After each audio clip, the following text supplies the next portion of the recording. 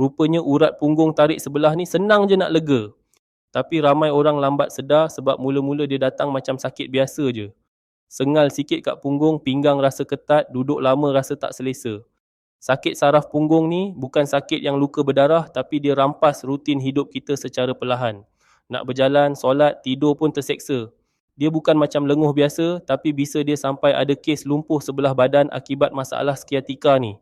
Bagi yang tak tahu, sakit saraf punggung ni nama dia skiatika, dia sakit sebelah kaki sahaja.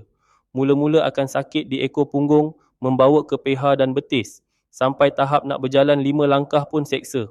Naik tangga pun tak mampu. Kadang rasa macam renjatan elektrik menyucuk dalam kaki. Kadang tengah tidur pun kaki tiba-tiba mengkarung macam kena tarik urat. Sakit ni bukan kat orang berumur je. Orang muda yang kerja duduk di pejabat pun boleh kena.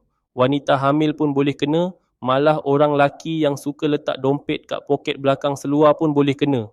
Tapi tak ramai orang faham. Kadang orang kata kita mengada, pemalas. Sebab tu ramai kena kecam. Lagi sedih, ramai dah habis duit pergi urut, sapu minyak panas, cucuk ubat tahan sakit. Tapi kejap okey, lepas tu datang balik.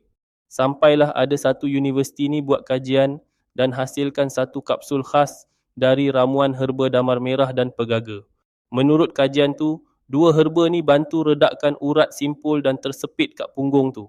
Apa yang buat aku terkejut, ramai maklum balas pengguna kata mula rasa badan lebih ringan, senang bergerak dan kaki dah kurang mengkarung waktu malam. Ada yang sebelum ni nak bangun dari duduk pun kena tahan dinding. Sekarang dah mula boleh berjalan lebih selesa. Sebab tu kalau kau jenis, duduk lama terus mencucuk sakit punggung menjalar ke kaki, kaki kebas atau rasa renjatan elektrik, jangan tunggu sampai jalan pun dah heret kaki baru nak cari ikhtiar. Tekan je link bawah ni sekarang. Aku berani recommend sebab ramai dah dapat manfaat kesembuhan. Klik sekarang.